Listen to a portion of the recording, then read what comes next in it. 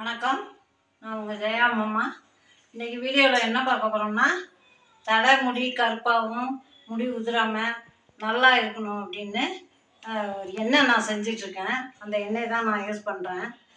அந்த எண்ணெயை உங்களுக்கும் காட்டலாம்னு நினைக்கிறேன். அதனால் இப்போ அதுக்கு செய்ய போகிறேன். அதுக்கு தேவையான பொருளை மட்டும் காட்டுறேன். ஃபஸ்ட்டு தேங்காய் எண்ணெய் 1 லிட்ரு, ஒரு நெல்லிக்காய், பெரிய நெல்லிக்காய் 1, பொன்னாங்கண்ணி கீரை. இதில் 2-3 வெரைட்டிஸ் இருக்குது. இது வந்து சின்ன பொன்னாங்கண்ணி, என்னைக்குன்னு நான் இந்த பொன்னாங்கண்ணி தான் வாங்குவேன்.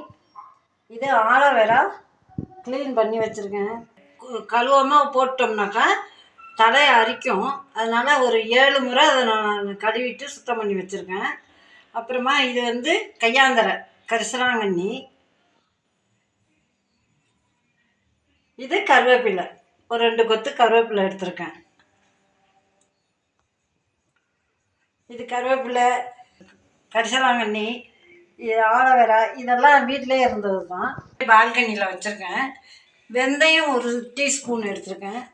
கருஞ்சீரகம் 1 டீஸ்பூன் எடுத்திருக்கேன். இது எல்லாத்தையும் சேர்த்து அரைச்சிக்கணும்.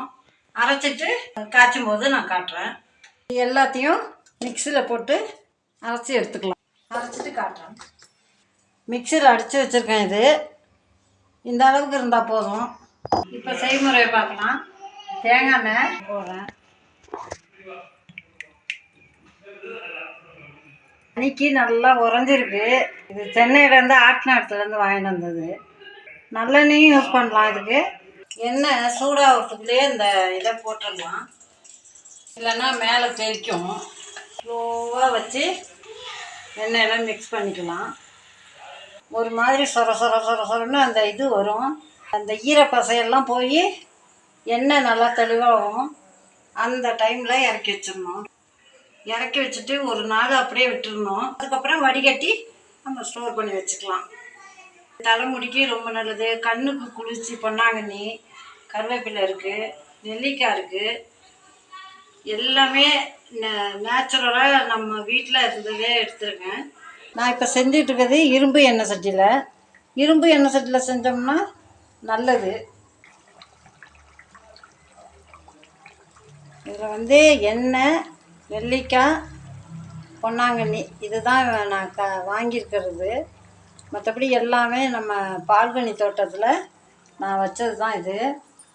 இது இன்னொரு நாளைக்கு இன்னொரு வீடியோவில் நான் என் பால்கனி தோட்டத்தில் என்னென்ன வச்சுருக்கேன்னு காட்டுறேன். இந்த அளவுக்கு வந்தால் போதும். பாருங்கள் எப்படி இருக்குது.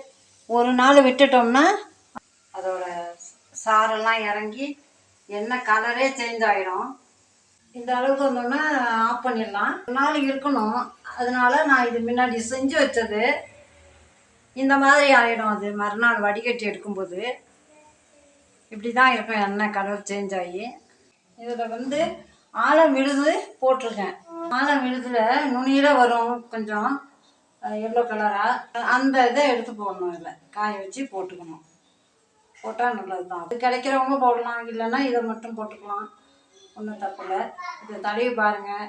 தடவி பார்த்து எனக்கு கமெண்ட் பண்ணுங்கள், ஷேர் பண்ணுங்கள் எல்லாருக்கும். நன்றி, வணக்கம்.